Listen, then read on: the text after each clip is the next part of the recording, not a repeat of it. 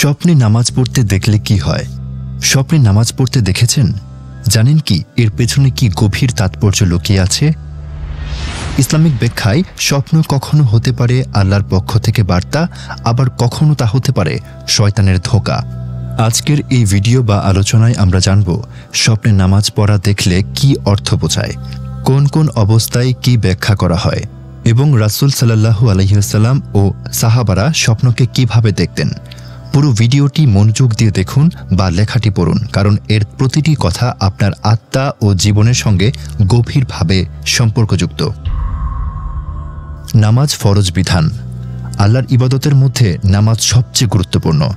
নামাজ ইসলামের প্রাণ। মুমিন ও কাফেরের মাঝে সবচেয়ে বড় পার্থক্য হল নামাজ।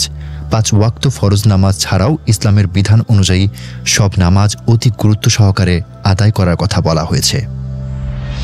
প্রত্যেক ব্যক্তির নামাজ পড়া একান্ত প্রয়োজন। নামাজ না পড়লে আখিরাতে ও দুনিয়ায় প্রচুর ক্ষতির সম্মুখীন হতে হয়।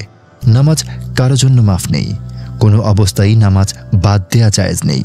রুগ্ন, খোঁড়া, বধির, অন্ধ, আতুর, বোবা যে অবস্থায় আছে সে অবস্থায় নামাজ আদায় করতে হবে। এজন্য অনেক সময় মুমিন নামাজ স্বপ্ন দেখেন। মুমিন ব্যক্তিকে আল্লাহ তাআলা অনেক সময় স্বপ্নের মাধ্যমে সতর্ক করেন, আবার স্বপ্ন কখনো শয়তানের পক্ষ থেকেও হতে পারে। স্বপ্নের মাধ্যমে আল্লাহ বান্দাকে অনেক ধরনের বার্তা দিয়ে থাকেন। স্বপ্নে নামাজ পড়তে দেখলে আপনি এ বিষয়ে মনোযোগী হওয়া দরকার। আপনার যদি নামাজ কাজা থাকে আদায় করে নিন, আর যদি নামাজ নিয়মিত না পড়ে থাকেন নিয়মিত আদায় করুন। যদি কেউ দাঁড়িয়ে নামাজ আদায় করতে দেখে তাহলে তার জীবনে রহমত ও সুখ নেমে আসবে। শুয়ে নামাজ পড়তে দেখলে তার মৃত্যু খুব শীঘ্রই এসে গেছে, যদিও এক্ষেত্রে মহান আল্লাহ তাআলাই ভালো জানেন। যদি কেউ নামাজ বসে পড়তে দেখে তাহলে সে দ্রুতই রোগাক্রান্ত হতে পারে। যদি কেউ পূর্ব দিকে ফিরে নামাজ আদায় করতে দেখে তাহলে তার উপর যদি হজ ফরজ হয়ে থাকে তাহলে হজ করে নেওয়া উত্তম। যদি পশ্চিম দিকে কেউ নামাজ পড়তে দেখে তাহলে ধর্মের দিক দিয়ে সে উদাসীন হয়ে আছে, তাকে সতর্ক করা হচ্ছে। যদি নামাজ কোনো বড় জামাতের সঙ্গে পড়তে দেখে তাহলে তার নিকট আল্লাহর রহমত অবিরত পড়তে থাকবে। আর যদি নিজেই ইমামতি করতে দেখে তাহলে জাতীয় নেতৃত্ব লাভ করার সম্ভাবনা রয়েছে। এসব ব্যাখ্যাই হলো সম্ভাবনাময় ব্যাখ্যা। এসব বিষয়ে সুনিশ্চিতভাবে একমাত্র আল্লাহই বলতে পারেন। স্বপ্ন 2 ধরনের। বিখ্যাত হাদিস বিশারদ ইবনে হাজার আসকালানী রহমতুল্লাহি আলাইহি বলেন, মানুষ যত স্বপ্ন দেখে তা মূলত 2 ধরনের হয়ে থাকে: সত্য স্বপ্ন, অসত্য স্বপ্ন। সত্য স্বপ্ন নবীদের ও তাদের অনুসারী নেককার লোকদের স্বপ্ন। দ্বিতীয় প্রকার হল মিশ্র ধরনের মিথ্যা স্বপ্ন, যা কোনো ব্যাপারে সতর্ক করে, যেমন শয়তানের খেলা, যা দিয়ে কাউকে ভারাক্রান্ত করে তোলে। ফলে সে দেখে যে তার মাথা কেটে ফেলা হয়েছে, সে সেই কাটা মাথার অনুসরণ করছে, অথবা সে এমন কোনো সংকটে পড়েছে যা থেকে উদ্ধার পাওয়ার জন্য কোনো সাহায্যকারী পাচ্ছে না। কিংবা সে দেখল যে ফেরেশতারা তাকে কোনো হারাম কাজ করতে বলছে, অথবা এসব বিষয় যা সাধারণত অর্থহীন। এসব অর্থহীন স্বপ্ন।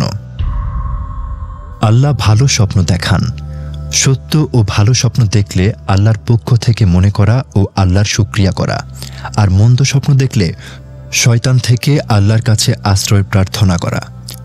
হযরত আবু সাঈদ খুদরি রাদিয়াল্লাহু আনহু বলেন, নবী করিম সাল্লাল্লাহু আলাইহি ওয়াসাল্লাম বলেছেন, তোমাদের কেউ যদি এমন কোনো স্বপ্ন দেখে যা সে পছন্দ করে তাহলে তা আল্লাহর পক্ষ থেকে। সুতরাং তার উচিত আল্লাহর প্রশংসা আদায় করা ও অন্যদের স্বপ্ন সম্পর্কে বলা। কিন্তু সে যদি এমন স্বপ্ন দেখে যা সে অপছন্দ করে তাহলে তা শয়তানের পক্ষ থেকে। সুতরাং তার উচিত এর ক্ষতি থেকে আল্লাহর আশ্রয় চাওয়া, কাউকে এই স্বপ্ন সম্পর্কে না বলা। এমন করলে তার কোনো ক্ষতি হবে না। নবীজি যেভাবে স্বপ্নের কথা বলতেন। রাসূলুল্লাহ সাল্লাল্লাহু আলাইহি ওয়াসাল্লাম ফজরের পর সাহাবায়ে কেরাম থেকে স্বপ্ন শুনতেন, তার তাবির বা ব্যাখ্যা বর্ণনা করতেন। কেউ স্বপ্নের ব্যাখ্যা বা তাবির জানতে চাইলে তার জন্য স্বপ্ন বলার উত্তম সময় এটিই, কেননা এতে স্বপ্ন দেখা ও বলার মাঝে সময়ের ব্যবধান কম থাকে, ফলে ভুল হওয়ার আশঙ্কা কম থাকে। স্বপ্নের ব্যাখ্যা বিষয়টি অত্যন্ত সংবেদনশীল। সবসময় মনে রাখতে হবে, চূড়ান্ত সত্য একমাত্র আল্লাহই জানেন। ভালো স্বপ্নের জন্য আল্লাহর শুকরিয়া আদায় করা উচিত, আর খারাপ স্বপ্ন দেখলে তার কাছে আশ্রয় চাওয়া উচিত। আপনার দেখা স্বপ্ন যদি আজকের আলোচনার সঙ্গে মিলে যায়, তাহলে সময় এসেছে আত্মবিশ্লেষণ করার। আপনার নামাজ ঠিকভাবে হচ্ছে কিনা, আপনি ধর্মীয় কর্তব্য পালনে সচেতন কিনা। ভিডিওটি যদি আপনার ভালো লেগে থাকে তাহলে লাইক দিন, কমেন্টে আপনার মতামত জানান এবং ইসলামী জ্ঞান ভিত্তিক আরও ভিডিও পেতে চ্যানেলটি সাবস্ক্রাইব করুন। আল্লাহ আমাদের সবাইকে সঠিক পথে চলার তৌফিক দান করুন। আমিন।